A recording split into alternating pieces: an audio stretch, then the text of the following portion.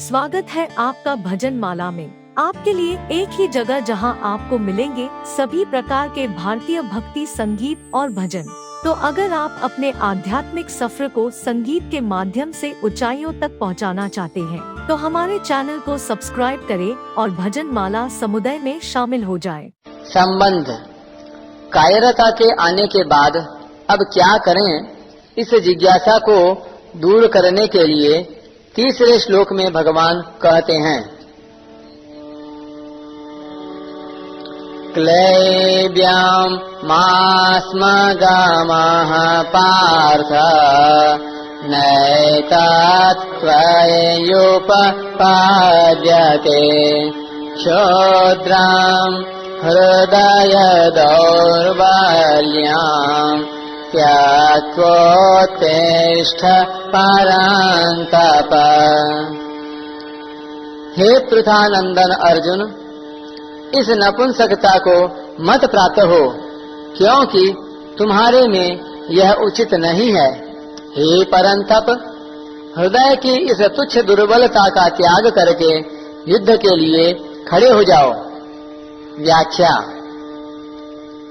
पार्थ, इस पर टिप्पणी। पृथा यानी कुंती के पुत्र होने से अर्जुन का एक नाम पार्थ भी है। पार्थ संबोधन भगवान की अर्जुन के साथ प्रियता और घनिष्ठता का द्योतक है। गीता में भगवान ने 38 बार पार्थ संबोधन का प्रयोग किया है। अर्जुन के अन्य सभी संबोधनों की अपेक्षा पार्थ संबोधन का प्रयोग अधिक हुआ है। इसके बाद सबसे अधिक प्रयोग कौन्तेय संबोधन का हुआ है, जिसकी आवृत्ति कुल 24 बार हुई है। भगवान को अर्जुन से जब कोई विशेष बात कहनी होती है या कोई आश्वासन देना होता है या उनके प्रति भगवान का विशेष रूप से प्रेम उमड़ता है, तब भगवान उन्हें पार्थ कहकर पुकारते हैं। इस संबोधन के प्रयोग से मानो वे स्मरण कराते हैं कि तुम मेरी बुआ पृथा कुंती के लड़के तो हो ही, साथ ही साथ मेरे प्यारे भक्त और सखा भी हो। अतः मैं तुम्हें विशेष गोपनीय बातें बताता हूँ और जो कुछ भी कहता हूँ सत्य तथा केवल तुम्हारे हित के लिए कहता हूँ। पार्थ, माता पृथा कुंती के संदेश की याद दिलाकर अर्जुन के अंतःकरण में क्षत्रियोचित वीरता का भाव जागृत करने के लिए भगवान अर्जुन को पार्थ नाम से संबोधित करते हैं। इस पर एक टिप्पणी। कुंती का संदेश था, एतद् धनंजयो वाच्यो नित्योद्युक्तो वृकोदरः यदर्थं क्षत्रियासूते तस्य कालोयमागतः। तुम अर्जुन से तथा युद्ध के लिए सदा उद्यत रहने वाले भीम से यह कहना कि जिस कार्य के लिए क्षत्रिय माता पुत्र उत्पन्न करती है, अब उसका समय आ गया है। तात्पर्य है कि अपने में कायरता लाकर तुम्हें माता की आज्ञा का उल्लंघन नहीं करना चाहिए। क्लैब्यम मास्मगमः, अर्जुन कायरता के कारण युद्ध करने में अधर्म और युद्ध न करने में धर्म मान रहे थे। अतः अर्जुन को चेताने के लिए भगवान कहते हैं कि युद्ध न करना धर्म की बात नहीं है, यह तो नपुंसकता हिजड़ापन है। इसलिए तुम इस नपुंसकता को छोड़ दो।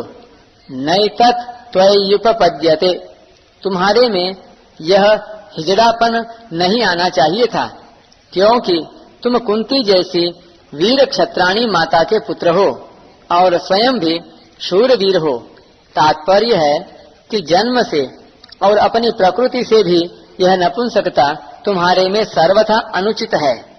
परंतप, तुम स्वयं परंतप हो, अर्थात शत्रुओं को तपाने वाले भगाने वाले हो। तो क्या तुम इस समय युद्ध से विमुख होकर अपने शत्रुओं को हर्षित करोगे? क्षुद्रम हृदय दौर्बल्यम त्यक्त्वोत्तिष्ठ, यहाँ क्षुद्रम पद के दो अर्थ होते हैं। पहला, यह हृदय की दुर्बलता तुच्छता को प्राप्त कराने वाली है, अर्थात मुक्ति, स्वर्ग अथवा कीर्ति को देने वाली नहीं है। अगर तुम इस तुच्छता का त्याग नहीं करोगे तो स्वयं तुच्छ हो जाओगे। और दूसरा, यह हृदय की दुर्बलता तुच्छ चीज है। तुम्हारे जैसे शूरवीर के लिए ऐसी तुच्छ चीज का त्याग करना कोई कठिन काम नहीं है। तुम जो ऐसा मानते हो कि मैं धर्मात्मा हूँ और युद्ध रूपी पाप नहीं करना चाहता, तो यह तुम्हारे हृदय की दुर्बलता है, कमजोरी है।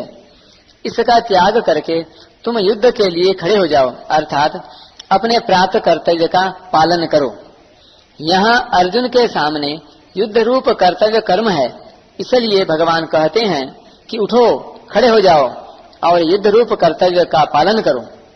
भगवान के मन में अर्जुन के कर्तव्य के विषय में जरा सा भी संदेह नहीं है। वे जानते हैं कि सभी दृष्टियों से अर्जुन के लिए युद्ध करना ही कर्तव्य है। अतः अर्जुन की थोथी युक्तियों की परवाह न करके उनको अपने कर्तव्य का पालन करने के लिए चट आज्ञा देते हैं कि पूरी तैयारी के साथ युद्ध करने के लिए खड़े हो जाओ।